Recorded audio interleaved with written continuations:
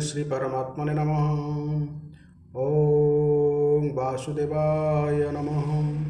ओम व्यासदेवाय नमः। हे माँ सरस्वती तमें कंठरे बस, माँ कंठरे बस। गतकाली भागवत और महात्म्यर आम प्रथम अध्याय श्रवण करते। आज भागवत महात्म्यर द्वितीय अध्याय श्रवण करवा। यही अध्याय जमुना और श्रीकृष्ण पत्नी मानकर कथोपकथन और कीर्तन उत्सव उद्धवंकर प्रकट होगा कथा वर्णना करा जायछि। तेबे आसंतु वर्तमान यार द्वितीय अध्याय श्रवण करवा। ऋषि माने पचारे, हे सुत महाराज, परीक्षित और वज्रनाभ को एहीपरि उपदेश दे शांडिल्य मुनि निज आश्रम को फेरीजा पर सही दुई राजा केउ केउ कर्म किपरि भाव कले ताहा बुझाई दियंतु। सुतमुनि कहले, तापरे महाराज परीक्षित इंद्रप्रस्थ दिल्ली हजार हजार बड़ बड़ सेठ को डकाई मथुरा रहिबा स्थान देले। आम भारतर राजधानी दिल्ली, यार पुराणा नाम हूँ इंद्रप्रस्थ। पुणी से मथुरा मंडलर ब्राह्मण तथा भगवान अत्यंत प्रेमी प्राचीन बानर मानक डकाइले और सेमानंकु आदर योग्य जानी मथुरा नगर में बसवास कराइदेले। भगवान श्रीकृष्ण तांकर प्रेमी गोपी गोपाल मानक सहित जो सब स्थान में नाना प्रकार लीला करथिले, वज्रनाभ राजा परीक्षितों सहायता और महर्षि शांडिल्य अनुग्रह से सब स्थान क्रमश आविष्कार कले। लीलास्थान गुड़िक ठीक ठीक चिन्हवा पर से भगवान लीला अनुसार से ही सब स्थान नामकरण करदे। से सब स्थान में भगवान लीला विग्रह मान स्थापन कर से अनेक ग्राम बसाइले। स्थाने स्थाने भगवान नाम विभिन्न कुंड और कूओ खोलाइले, कुंज और बगीचा निर्माण कले एवं शिव आदि देवता स्थापना कले। गोविंद देव, हरिदेव आदि नाम दे से भगवत विग्रह मान स्थापन कले। यही सब शुभकर्म द्वारा वज्रनाभ तांको राज्य में सर्वत्र ऐकांतिक श्रीकृष्ण भक्तिर प्रचार कले एवं यह करी से विशेष आनंदित हेले। तांकर प्रजा मानकु मध्य ए सब आनंद प्रदान कला एवं सेमाने सर्वदा भगवान मधुर नाम तथा विभिन्न लीला कीर्तन में संलग्न रही परमानंद सागर में निमज्जित होई काल काटिले एवं वज्रनाभ राजत्व को प्रशंसा करने को लगिले। दिनकर कथा, श्रीकृष्ण विरह वेदनार व्याकुल होता 16,000 राणी लक्ष्य कले जे सेमानकर प्रियतम पतिदेवंकर चतुर्थ पाटराणी कालिंदी बा जमुना बहुत आनंदित अछंती। से एपरि आनंदित होगा देखि सेमाने मनरे कौनसी प्रकार ईर्षा भाव न रखी सरल भाव में कालिंदी बा जमुना को अन्य राणी माने पचारिले, आगो कालिंदी नानी, आमे जेपरी श्रीकृष्णकर धर्मपत्नी तुमे भी तो सहीपरी धर्मपत्नी। आमे तो तांको विरह अग्निर ज्वालार जलुछु। पतिंको विरह दुखरे आम हृदय व्यथित होउछि, किंतु तुमे किपरि प्रसन्न रहिछ, एहार कारण कोन आमको टिके कहंतनी। सेमानकर प्रश्न सुनी जमुना हसी उठिले।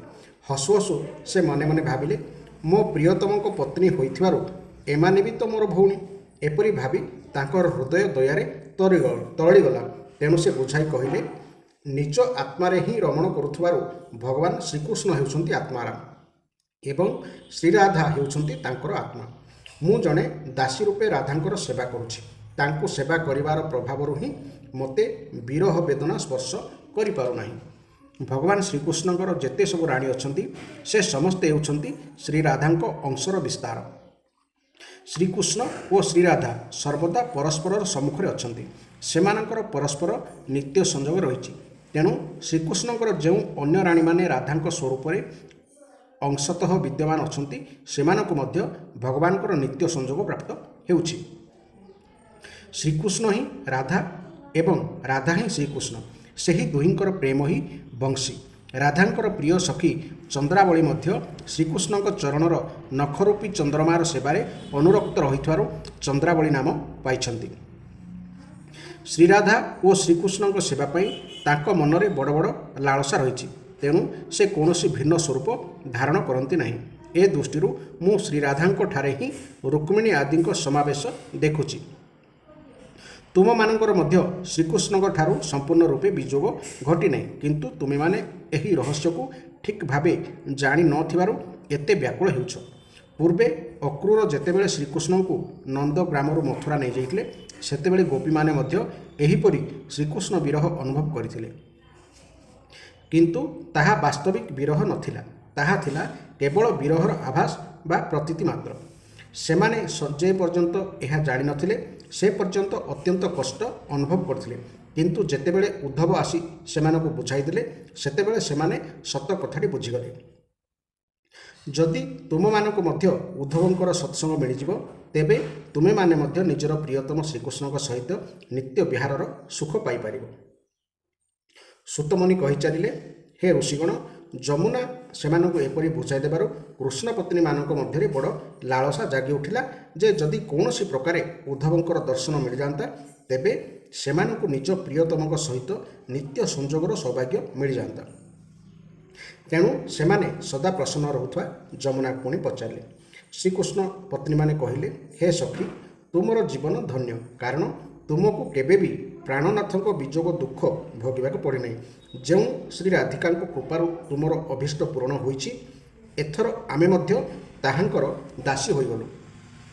କିନ୍ତୁ ତୁମେ ଏବେ କହିଲ ଯେ ଉଦ୍ଧବଙ୍କ ସହିତ ଭେଟ ହେଲେ ହିଁ ଆମର ସବୁ ମନୋରଥ ପୂର୍ଣ୍ଣ ହୋଇଯିବ। ତେଣୁ ହେ କାଳିନ୍ଦୀ ନାନୀ, ଆମକୁ ଏପରି କୌଣସି ଉପାୟ କହିଦିଅ ଯାହାଫଳରେ କି ଉଦ୍ଧବଙ୍କ ସହିତ ଆମର ଶୀଘ୍ର ଭେଟ ହୋଇପାରିବ। ସୁତ କହିଚାଲିଲେ, ରାଣୀମାନେ ଯମୁନାଙ୍କୁ ଏପରି ପଚାରିବାରୁ ସେ ଶ୍ରୀକୃଷ୍ଣ ଚନ୍ଦ୍ରଙ୍କର 16 କଳାକୁ ଚିନ୍ତନ କରି ସେମାନଙ୍କୁ କହିବାକୁ ଆରମ୍ଭ କଲେ। କାଳିନ୍ଦୀ କହିଲେ, ଭଗବାନ ଶ୍ରୀକୃଷ୍ଣ ଯେତେବେଳେ ତାଙ୍କର ପରମଧାମକୁ ଯିବାକୁ ବାହାରିଲେ ସେତେବେଳେ ସେ ତାଙ୍କ ମନ୍ତ୍ରୀ ଉଦ୍ଧବଙ୍କୁ କହିଲେ, ହେ ଉଦ୍ଧବ, ବଦରିକାଶ୍ରମ ହେଉଛି ସାଧନା କରିବାର ଭୂମି। ତେଣୁ ନିଜର ସାଧନ ପୂର୍ଣ୍ଣ କରିବା ନିମନ୍ତେ ତୁମେ ବଦରିକାଶ୍ରମକୁ ଚାଲିଯାଅ। ଭଗବାନଙ୍କର ଆଜ୍ଞା ଅନୁସାରେ ଉଦ୍ଧବ ବର୍ତ୍ତମାନ ବଦରିକାଶ୍ରମରେ ଅଛନ୍ତି। ସେଠାକୁ ଯାଉଥିବା ଜିଜ୍ଞାସୁମାନଙ୍କୁ ସେ ଭଗବାନ ଦେଇଯାଇଥିବା ଜ୍ଞାନ ଉପଦେଶ ପ୍ରଦାନ କରୁଛନ୍ତି। ସାଧନାର ଫଳରୂପୀ ଭୂମି ହେଉଛି ବ୍ରଜଭୂମି। ଏହି ଭୂମିକୁ ଏହାର ବିଭିନ୍ନ ରହସ୍ୟମାନଙ୍କ ସହିତ ଭଗବାନ ପ୍ରଥମରୁ ଉଦ୍ଧବକୁ ଦେଇଥିଲେ। କିନ୍ତୁ ଏଠାରୁ ଭଗବାନଙ୍କର ଅନ୍ତର୍ଧାନ ହେବା ସଙ୍ଗେ ସଙ୍ଗେ ଏହି ଫଳଭୂମି ମଧ୍ୟ ସ୍ଥୂଳ ଦୃଷ୍ଟିରେ ଅଗୋଚର ହୋଇଯାଇଛି। ତେଣୁ ଏଠାରେ ଉଦ୍ଧବ ପ୍ରତ୍ୟକ୍ଷରେ ଦେଖାଯାଉ ନାହାନ୍ତି। ତଥାପି ଗୋଟିଏ ସ୍ଥାନ ରହିଛି ଯେଉଁଠାରେ କି ଉଦ୍ଧବଙ୍କର ଦର୍ଶନ ମିଳିପାରିବ। ଗୋବର୍ଦ୍ଧନ ପର୍ବତ ନିକଟରେ ଭଗବାନଙ୍କର ଲୀଳା ସହଚରୀ ଗୋପୀମାନଙ୍କର ବିହାରସ୍ଥଳୀ ରହିଛି। ସେଠାରେ ଲତା ପତ୍ର ଓ ବହ୍ଲି ରୂପରେ ଉଦ୍ଧବ ନିଶ୍ଚିତ ରୂପେ ନିବାସ କରୁଛନ୍ତି। ସେ ଲତା ରୂପରେ ରହିବାର ଉଦ୍ଦେଶ୍ୟ ଏହି ଯେ ସେହି ରୂପରେ ରହିଲେ ତାଙ୍କ ଉପରେ ଭଗବାନଙ୍କର ପ୍ରିୟତମା ଗୋପୀମାନଙ୍କର ଚରଣରଜ ପଡ଼ିପାରିବ। ଉଦ୍ଧବଙ୍କ ସମ୍ବନ୍ଧରେ ଗୋଟିଏ ନିଶ୍ଚିତ କଥା ଏହି ଯେ ଭଗବାନ ତାଙ୍କୁ ନିଜର ଉତ୍ସବ ସ୍ୱରୂପ ପ୍ରଦାନ କରିଛନ୍ତି। ଭଗବାନଙ୍କର ଉତ୍ସବ ହେଉଛି ଉଦ୍ଧବଙ୍କର ଅଙ୍ଗ। ସେ ସେହି ଉତ୍ସବରୁ ଅଲଗା ରହିପାରନ୍ତି ନାହିଁ। ତେଣୁ ତୁମେମାନେ ବ୍ରଜନାଭଙ୍କ ସହିତ ସେଠାକୁ ଯାଅ ଏବଂ କୁସୁମ ସରୋବର ନିକଟରେ ନିବାସ କର। ସେଠାରେ ଭଗବତ ଭକ୍ତମାନଙ୍କୁ ଏକତ୍ର କରି ବୀଣା, ବେଣୁ, ମୃଦଙ୍ଗ ଆଦି ବାଦ୍ୟ ସହିତ ଭଗବାନଙ୍କର ନାମ ଓ ଲୀଳାମାନ କୀର୍ତ୍ତନ କର। ଭଗବତ ସମ୍ବନ୍ଧୀୟ କାବ୍ୟ କଥାମାନ ଶ୍ରବଣ କର ତଥା ଭଗବତ ଗୁଣ ଗାନରେ ଯୁକ୍ତ ସରସ ସଙ୍ଗୀତ ଗାନ ଦ୍ୱାରା ମହାନ ଉତ୍ସବ ଆରମ୍ଭ କର। ଏପରି ଭାବରେ ମହାନ ଉତ୍ସବର ବିସ୍ତାର ହେଲେ ସେଠାରେ ନିଶ୍ଚିତ ରୂପେ ଉଦ୍ଧବଙ୍କର ଦର୍ଶନ ମିଳିପାରିବ। ସେ ହିଁ ତୁମମାନଙ୍କର ମନୋରଥ ଯଥାର୍ଥ ରୂପେ ପୂର୍ଣ୍ଣ କରିପାରିବ। ସୁତ କହିଚାଲିଲେ, ଯମୁନାଙ୍କର କଥା ଶୁଣି ଶ୍ରୀକୃଷ୍ଣଙ୍କର ରାଣୀମାନେ ଖୁସି ହୋଇଗଲେ। ସେମାନେ ଯମୁନାଙ୍କୁ ପ୍ରଣାମ କରିବା ପରେ ସେଠାରୁ ଫେରି ବଜ୍ରନାଭ ଓ ପରୀକ୍ଷିତଙ୍କୁ ସକଳ ବୃତ୍ତାନ୍ତ ଶୁଣାଇଲେ। ସବୁ କଥା ଶୁଣି ପରୀକ୍ଷିତ ବହୁତ ଖୁସି ହେଲେ। ସେ ବଜ୍ରନାଭଙ୍କୁ ଓ ଶ୍ରୀକୃଷ୍ଣ ପତ୍ନୀମାନଙ୍କୁ ସାଥିରେ ନେଇ ଭଗବାନଙ୍କର ସେହି ବିହାରସ୍ଥଳୀକୁ ଗଲେ ଏବଂ ସେଠାରେ ସେ ଯମୁନା ମହାରାଣୀ କହିଥିବା ସକଳ କାର୍ଯ୍ୟ ଆରମ୍ଭ କରିଦେଲେ। ଗୋବର୍ଦ୍ଧନ ନିକଟରେ ବୃନ୍ଦାବନ ଭିତରେ କୁସୁମ ସରୋବରଠାରେ ସଖୀମାନଙ୍କର ଯେଉଁ ବିହାରସ୍ଥଳୀ ଅଛି ସେଠାରେ ଶ୍ରୀକୃଷ୍ଣ କୀର୍ତ୍ତନ ଉତ୍ସବ ଆରମ୍ଭ ହୋଇଗଲା। ବୃଷଭାନୁ ନନ୍ଦିନୀ ଶ୍ରୀରାଧା ତଥା ପ୍ରିୟତମ ଶ୍ରୀକୃଷ୍ଣଙ୍କ ସେହି ଲୀଳାଭୂମି ସାକ୍ଷାତ ସଂକୀର୍ତ୍ତନର ଶୋଭାରେ ସମ୍ପୂର୍ଣ୍ଣ ହୋଇଯିବାରୁ ସେଠାରେ ରହୁଥିବା ସମସ୍ତ ଭକ୍ତଜନ ଏକାଗ୍ର ହୋଇଗଲେ। ସେମାନଙ୍କର ଦୃଷ୍ଟି ଓ ମନୋବୃତ୍ତି ଅନ୍ୟ କୌଣସି ଆଡ଼େ ଗଲା ନାହିଁ। କିଛି ସମୟ ପରେ ସମସ୍ତେ ଚାହିଁଛନ୍ତି ସେଠାରେ ମାଡ଼ିଥିବା ତୃଣ, ଗୁଳ୍ମ ଓ ଲତା ଗହଳ ଭିତରୁ ପ୍ରକଟ ହୋଇ ଭକ୍ତ ଉଦ୍ଧବ ସମସ୍ତଙ୍କ ସମ୍ମୁଖକୁ ଚାଲି ଆସିଲେ। ତାହାଙ୍କର ଶ୍ୟାମବର୍ଣ୍ଣ ଶରୀରରେ ପୀତାମ୍ବର ଶୋଭା ପାଉଥିଲା। ସେ ଗଳାରେ ପୁଷ୍ପମାଳା ଓ ଗୁଞ୍ଜମାଳା ପିନ୍ଧିଥିଲେ ତଥା ମୁଖରେ ଗୋପୀବଲ୍ଲଭ ଶ୍ରୀକୃଷ୍ଣଙ୍କର ମଧୁର ଲୀଳା ଗାନ କରୁଥିଲେ। ସ୍ଫଟିକ ମଣିରେ ନିର୍ମିତ ଅଟ୍ଟାଳିକାର ଛାତରେ ଚନ୍ଦ୍ରକିରଣ ପଡ଼ିଲେ ତାହାର ଶୋଭା ଯେପରି ବହୁଗୁଣ ବଢ଼ିଯାଏ, ଉଦ୍ଧବ ଆସିଯିବାରୁ ସେହି ସଂକୀର୍ତ୍ତନ ଉତ୍ସବର ଶୋଭା ସେହିପରି ବହୁଗୁଣିତ ହୋଇଗଲା।